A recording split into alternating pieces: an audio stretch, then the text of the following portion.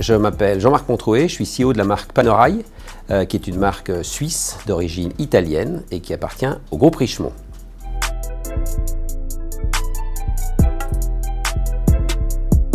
Alors si je dois décrire mon métier, imagine-toi que j'arrive tous les matins dans une grande salle de classe avec 740 personnes qui habitent aussi bien la Suisse, l'Italie, que dans plein d'autres pays dans le monde. Et qu'à ces gens, on a défini un certain nombre d'objectifs, qui est de développer la marque Panerai dans le monde.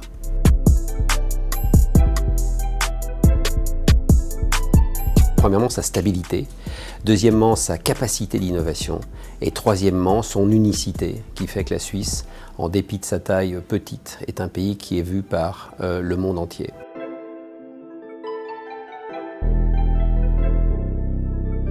Alors écoutez, je crois qu'on est 8 millions d'ambassadeurs à promouvoir les valeurs de la Suisse aujourd'hui et qu'il nous appartient de continuer à y investir de la créativité, à investir de l'innovation et à promouvoir ce que sont ces grandes valeurs de la Suisse de stabilité et d'efficacité.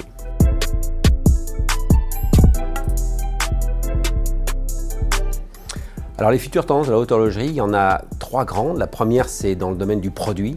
C'est qu'une marque se doit de garder sa différenciation. Après, vous avez la notion de distribution, où on ira de plus en plus sur des boutiques exclusives telles que nous l'avons ici à Genève, mais aussi sur du e-commerce, puisqu'on a vu à la faveur de la crise que nous vivons, un développement très important de notre business sur l'e-commerce. Et puis finalement, c'est la qualité de service, où plus que jamais, le client s'attend à avoir un service irréprochable, quelle que soit son entrée dans la marque, par les réseaux digitaux, par le commerce physique, comme on peut l'avoir aujourd'hui.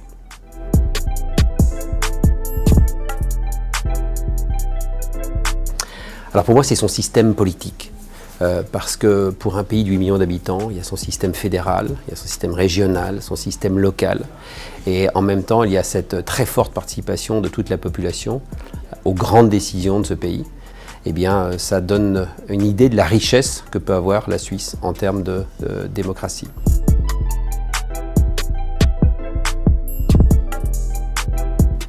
Alors mon rêve le plus fou en ce mois d'octobre 2020, c'est que les chercheurs trouvent le plus vite possible ce vaccin anti-Covid et qu'il soit distribué d'une façon équitable aux 7 milliards d'individus de la planète.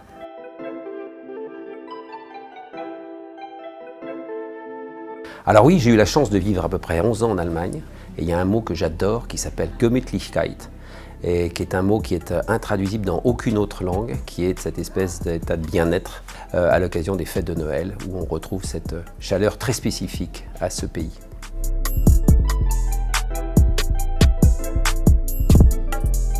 Et à Milan, il y a un mot que j'adore qui est aperitivo, qui est quelque chose que vous retrouvez qu'en Italie, qui est ce temps très précieux que les Italiens ont à partir de 18 h, qui est, après leur journée de travail, de profiter de cette ambiance conviviale dans les bars et restaurants de toutes les villes italiennes et de profiter de ce moment avant le dîner.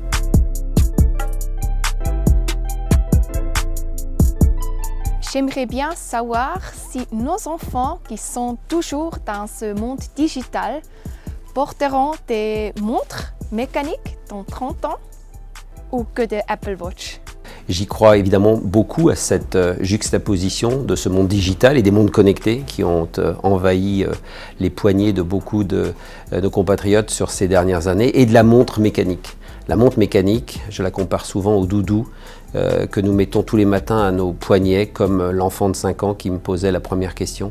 Alors que la montre connectée est un outil technique que vous remplacez tous les 2 ans à la faveur du nouveau modèle. La montre mécanique est souvent reliée à un souvenir, à un anniversaire que vous portez et qui est bien au-delà d'un outil qui vous donne l'heure.